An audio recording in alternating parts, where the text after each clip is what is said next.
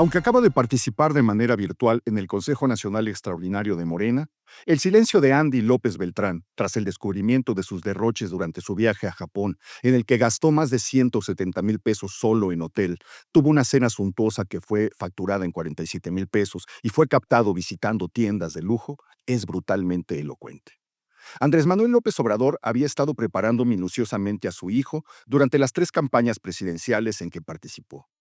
Andy era un operador clave en la Ciudad de México y en el Edomex.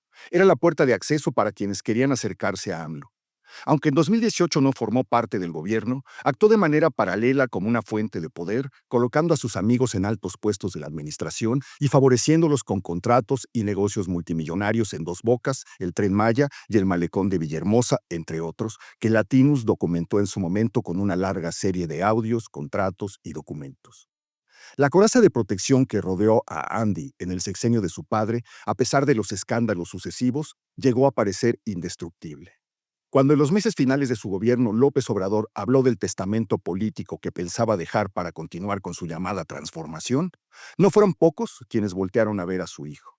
El Delfín salió finalmente de la oscuridad en septiembre de 2024, cuando asumió el cargo de secretario de organización de Morena y se convirtió en el número 2 del partido, el rostro de la transición generacional en la llamada Cuarta Transformación, el heredero político de AMLO de cara al siglo XXI. Esa designación fue leída como una maniobra de López para mantener la pureza y el control de su movimiento. Plumas muy cercanas al régimen celebraron la designación.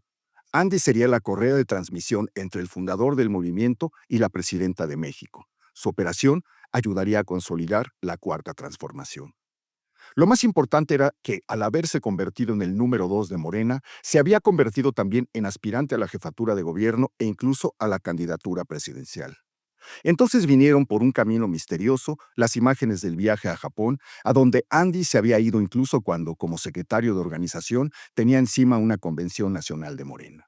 Y vino también su patética carta, en la que alegó su cansancio ante las jornadas extenuantes que había vivido tras fracasar estrepitosamente las elecciones de Veracruz y Coahuila, y en la que se justificó diciendo que el hotel donde se alojó no le había costado más que 7,500 pesos por noche, el salario mínimo mensual de millones de mexicanos.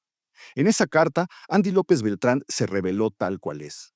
Dijo que desde niño había aprendido que el poder es humildad, que la austeridad es un asunto de principios, que compartía con Juárez la convicción de que se debe vivir en la justa medianía.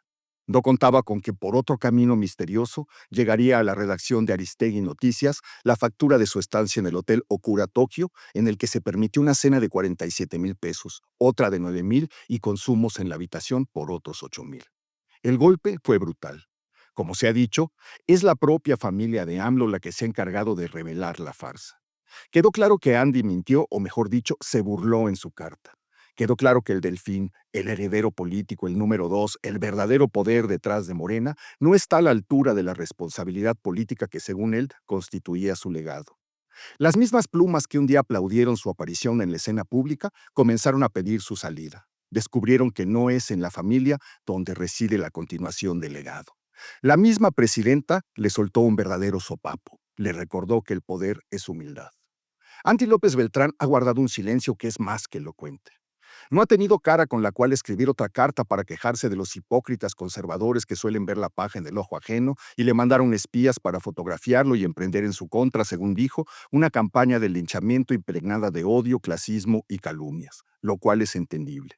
¿Con qué cara podrá hablar ahora de primero los pobres, de no mentir, no robar y no traicionar? La familia de López Obrador ha sido la primera en traicionar su legado. Sabemos que la impunidad es el premio que Morena concede a sus afiliados. Como botones de muestra están Rubén Rocha Moya, Adán Augusto López, Cuauhtémoc Blanco, Octavio Romero e Ignacio Valle.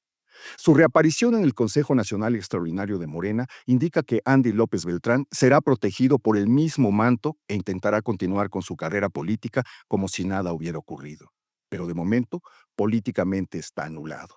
Se aniquiló él mismo y el silencio que ha guardado sobre las mentiras que escribió en su carta lo perseguirá siempre. Es la medida de su verdadera estatura, la estatura de un junior empoderado.